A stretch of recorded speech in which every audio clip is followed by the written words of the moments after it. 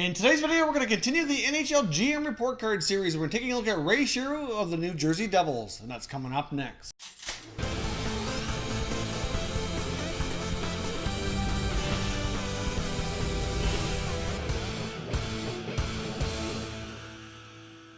So welcome back here to Top Shelf Hockey. As I mentioned, today we're going to continue our GM report card series where we're analyzing all the NHL general managers and grading their work over the past 12 months, taking a look at all the trades, signings, and players that they've drafted during that time span. So, of course, keep in mind here as well, all the data is coming from CapFriendly and HockeyDB.com. Of course, some great resources. CapFriendly.com, you can look at all the history for the general managers, coaches, and in GM's case, you can see all of their trade signings and all kinds of great information there. So if you ever want to look that stuff up, I highly recommend you check it out. Now let's dive in here and take a look at the work of Shero over the last 12 months, getting started with his history of trades during that time frame. Now looking at the last season and current offseason here for Shero, we're going to basically get started around the NHL trade deadline in February of this past season. So obviously there wasn't a whole lot of activity towards the latter part of last summer, and as we know, the New Jersey Devils are coming off a disappointing year. Now 2 years ago, they went ahead and made some major strides, made the playoffs, and of course a big part of this year's lack of success was the injury to Taylor Hall. That certainly played a major role. But when they get to the deadline, they were in major sell-off mode. And let's take a look at the moves that Shero made. He got started on February 6th, getting a little bit ahead of things, trading center Brian Boyle to the Predators in exchange for a 2019 second-round selection. Obviously, getting a second-round pick for Brian Boyle, I think, was more than fair, and they certainly did that well ahead of the NHL trade deadline. And later on February 23rd, he traded defenseman Ben Lovejoy over to the Dallas Stars in exchange for defenseman Connor Carrick and a 2019 third-round pick. Now, I do like this trade here as well. Obviously, Connor Carrick is somebody who has been playing around the NHL, mostly with the Leafs in the last number of years, looking for more and more opportunity. He hasn't really received a major opportunity yet, but hopefully he will now. He was starting to play a bit with Dallas before the trade. Ended up having some injury issues last year as well. But Connor Carrick is certainly a lot younger than Ben Lovejoy.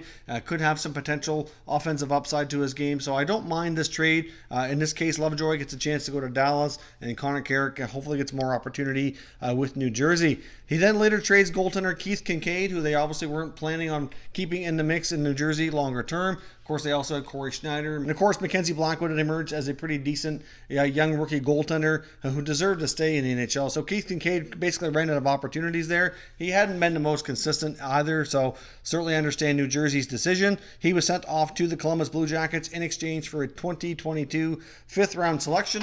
Next up, they made a little bit more of a significant trade, trading forward Marcus Johansson to the Boston Bruins and retained some salary. Of course, he was a pending free agent, so that retention was only for the remainder of that season in exchange for a 2019 second-round pick, a 2020 fourth-round pick. Now, Johansson turned out to be a really solid acquisition there for the Bruins. It's unfortunate New Jersey wasn't able to hang on to him, and obviously he ended up signing in Buffalo during free agency, so he's not returning to New Jersey anytime soon. But he was a good soldier for the Devils, proved to be a pretty solid scoring winger for them, but his time there is now come to a close, and he's moved on. Then that takes us down to the NHL Draft this summer, where Shero made a major splash acquiring defenseman PK Subban from Nashville, taking on a full $9 million salary in exchange for Steven Santini, Jeremy Davis, a 2019 second-round pick, and a 2020 third-round pick. Now, there were many other teams in the mix, including 2 or 3 others that had some pretty, serious, solid offers, but the main reason New Jersey was able to pull that off is their cap space,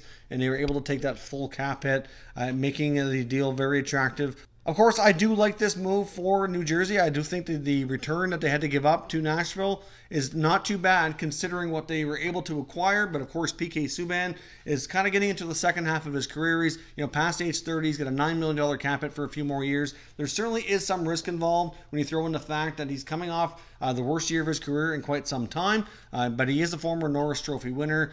Certainly has a ton of talent, ton of potential to really help that team. So we'll see. I do like the deal, but there is some risk involved. But overall, based on what they gave up, I certainly think the risk is probably worth it in this scenario. Of course, they also traded John Quenneville to Chicago for John Hayden as well, another minor trade. Then, of course, the last trade that they made here recently is they acquired Nikita Gusev from the Vegas Golden Knights in exchange for a 2020 third-round pick and a 2021 second-round pick. So they've moved a lot of picks here lately in the summer to make some major acquisitions. Of course, those picks may or may not turn out to be players. It's hard to say.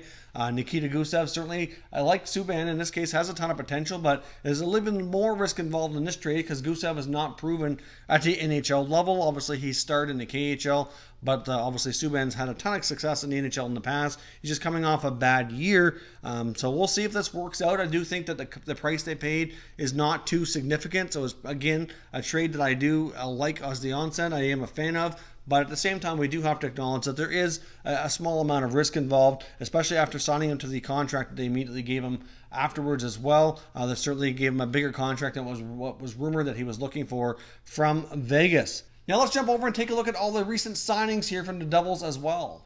Obviously, the Devils had a lot of entry-level deals signed around May and June of this past year, including guys like Fabian Zetterlund, Mikhail Maltsev, Jesper Boqvist, just to name a few. Obviously, they later signed in free agency Wayne Simmonds to a one-year, $5 million contract. Again, another player who's had a lot of success in the past, but thankfully it is a short-term deal, so kind of like an opportunity to reprove himself. There is some risk involved because it's a $5 million cap hit, but they do have the cap space to take the chance on him to see if he can bounce back. But Wayne Simmonds basically taking a short-term deal to bet on himself. Of course, they signed their top overall pick, Jack Hughes, to a 3-year entry-level deal. No big surprise there. They also signed Connor Carrick, who needed a new deal after he was acquired. They gave him a 2-year deal at $1.5 million. And of course, like I said, with Gusev, they ended up signing him to a 2-year contract at $4.5 million per season. And lately they took care of RFA defenseman Will Butcher as well on a 3-year deal at $3.7. So I do think the Butcher deal is more than fair. The Connor Carrick deal is fair. Gusev was a little bit more money than I thought they would give him. So based on that and giving up a few picks, I know it's really overall not too much risk, but there is some risk there. But I do hope for New Jersey's sake that it works out. Now let's take a look at their list of drafted players from the most recent 2019 NHL Draft. So, of course, New Jersey was fortunate enough to win the draft lottery and get the first overall selection, where they took Jack Hughes of the U.S. National Team Development Program. As much as this was a good selection, I'm not going to give Ray Shero a ton of credit. Obviously, it was a pretty easy selection. Almost every scout out there had him over Kakko. Kakko's going to be a terrific prospect as well. I know there are a few that think he's going to be better than Hughes. He might be more NHL ready right now. I guess this season will certainly tell the tale on how each of them will do. But Jack Hughes, I think, really, if you put 30 out of 31 teams up there, I think they would have taken Hughes first overall. So as much as it was a good pick, we're not really going to give Ray Shero a whole lot of credit there. Just like Jeff Gorton had the easiest selection with the Rangers at number 2. Anybody in that boat would have had Kakko if Hughes had gone first. So we're not going to give them a ton of credit, but although they did use the pick wisely, later on they took a variety of players from defense to forwards and even a goalie in there, including defenseman Nikita Okhotyuk from the Ottawa 67s. They took Daniil Mizrail as well, another Russian defenseman. They took Graham Clark, a right winger from the Ottawa 67s again. They took defenseman from the OHL's Kitchener Rangers, Michael Vukojevic. They took another right winger out of Providence College Hockey East, Tice Thompson. They took defenseman Case McCarthy from the U.S. National Team Development Program, Cole Brady, a goaltender from the NAHL. They also took Arseny Gritsuk, another Russian right winger. They took another winger from the U.S. team, Patrick Moynihan, and Nikola Pasic, another right winger out of Sweden. So they certainly took a few Russians there. They're obviously not afraid to draft those guys and wait for them to come over. They get a variety of defensemen, some right wingers, as well as a goaltender. So they'll certainly get a pretty decent mix overall there with their 19 selections. So overall, I think Ray Shero has done a relatively good job, but it's unfortunate that they had to take a major step back this past year in order to make that happen. At the same time, you could say maybe Ray Shero could have made different moves to help them really take things forward last year, but then they wouldn't have got Jack Hughes as well. So it's certainly debatable on how you go about that. For the most part, I must say that I do agree and I'm a fan of majority of the moves he makes. But as I've said during some of these other signing and trade transactions, that there are some risk involved. When you look at Wayne Simmonds, you look at Nikita Gusev, you look at PK Subban. Realistically, I do think like overall they didn't give up too much to make these acquisitions. He certainly addressed areas of the team that need help, like they need more than Taylor Hall to get the job done up front, so they needed some more secondary scoring. So guys like Gusev and Simmonds will hopefully help with that. They needed some help on the back end, so PK Subban should help with that. They moved along Keith Kincaid out of the goalie situation and brought in Mackenzie Blackwood, which will kind of create him to be more of a full-time NHLer next year. Of course, Corey Schneider could be problematic. It's certainly debatable how he's going to do. But overall, they did make a lot of improvements, but there's still room to grow here. There's still more improvements that need to be made. And my only concern, like I said, is some of the acquisitions they made are a little bit older, and just, the contracts are a little bit risky. But overall, I do think he deserves a good grade on a relatively good job done here over the last 12 months throughout the last season. I think his returns at the deadline were decent. He's had a pretty solid offseason with his acquisition so far. So I'm giving Ray Shero a grade of a B in this case. The only reason I don't give him a B plus or an A is just because there are some risks associated